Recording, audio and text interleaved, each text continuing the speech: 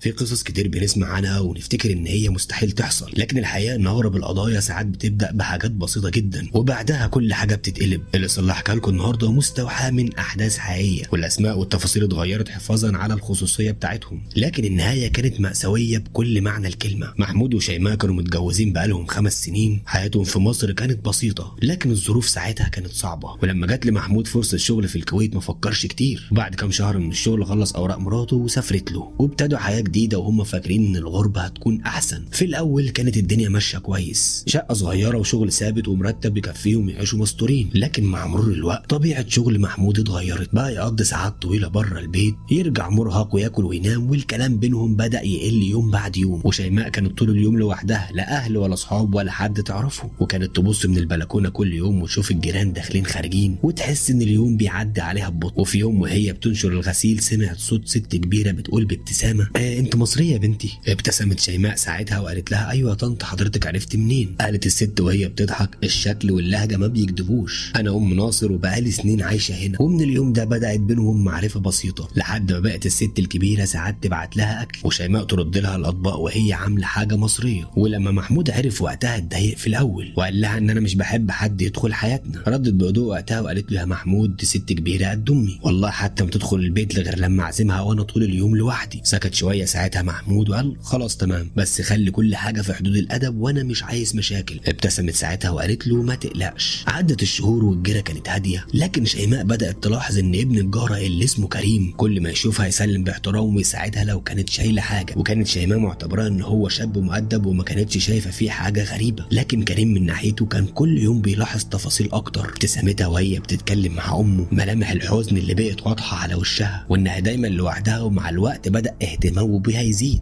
من غير حتى ما حد ياخد باله. وفي نفس الوقت كانت الخلافات بين محمود وشيماء بتزيد، ضغط الشغل والارهاق وسوء التفاهم خلوا البيت اللي سافروا عشانه يتحول لمكان كله صمت، وكل واحد فيهم بقى حاسس ان هو عايش مع حد غريب. وفي اخر ليله من الاسبوع وقفت شيماء في البلكونه تبص في الشارع، ولمحت وقتها كريم راجع من شغل، رفع عينه وسلم عليها باشاره بسيطه، وهي ردت السلام من غير ما تعرف ان اللحظه العاديه دي هتكون بدايه سلسله الاحداث هتقلب حياتهم كلهم، وهتتحول بعد شهور لقضيه هتشغل الراي العام ساعتها.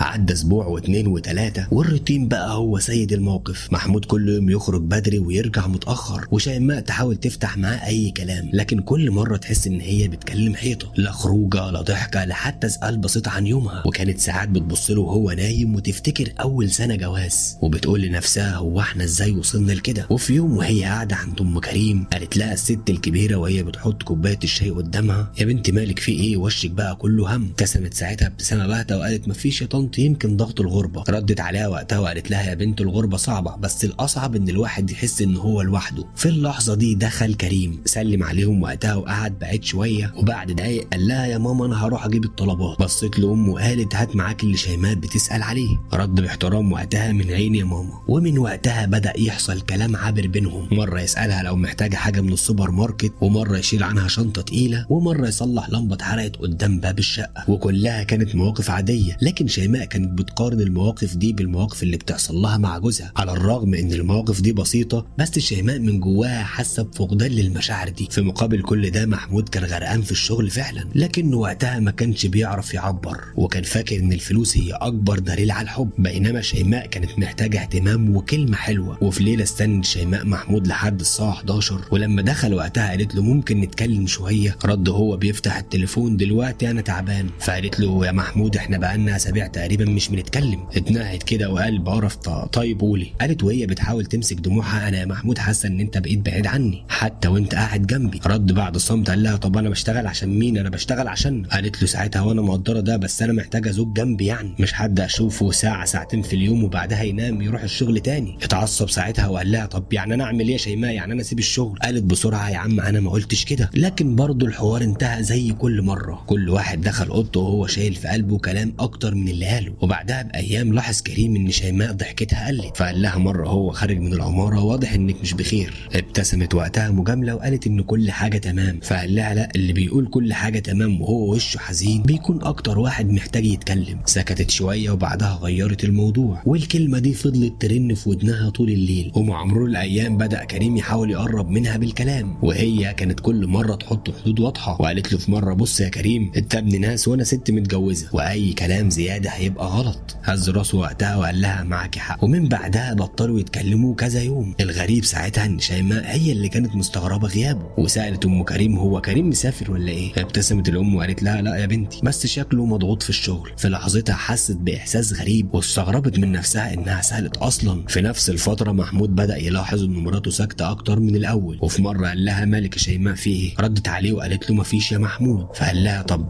في ايه؟ اكيد في حاجه. ابتسمت ابتسامه باهته وقالت له لما كنت بسالك نفس السؤال كنت بتقول لي مفيش. سكت لان الاول مره حس ان المسافه بينهم بعدت فعلا. مرت الشهور وكل واحد كان بيبعد عن التاني خطوه بخطوه، لحد ما بقوا عايشين في نفس البيت لكنهم غرب عن بعض. وفي الناحيه التانيه كان في شخص واحد بيشوف كل اللي بيحصل من بعيد، وبيفكر ان الفراغ اللي بين الاتنين ده ممكن يكون بدايه لحياه جديده هو بيحلم بيها. لكن اللي ما كانش يعرفه ان كان قراره مبني على الوهم والانانيه، نهايته عمرها ما بتكون سعيده.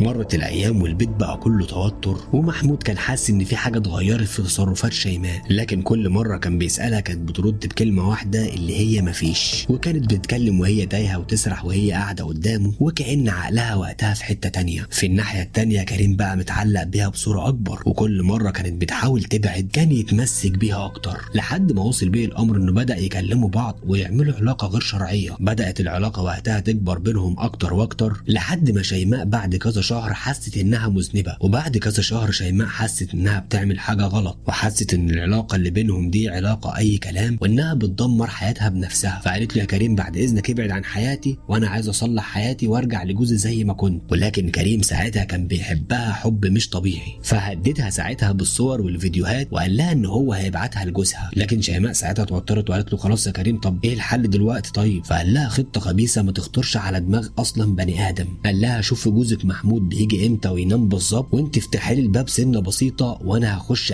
له. وفعلا بعد ايام رنت عليه شيماء وقالت له ان محمود جه من الشغل ونام في الاوضه، وسابت له ساعتها الباب مفتوح سنه بسيطه عشان يعرف يدخل. كريم جه وقتها ودخل وفعلا نفذ جريمته البشعه.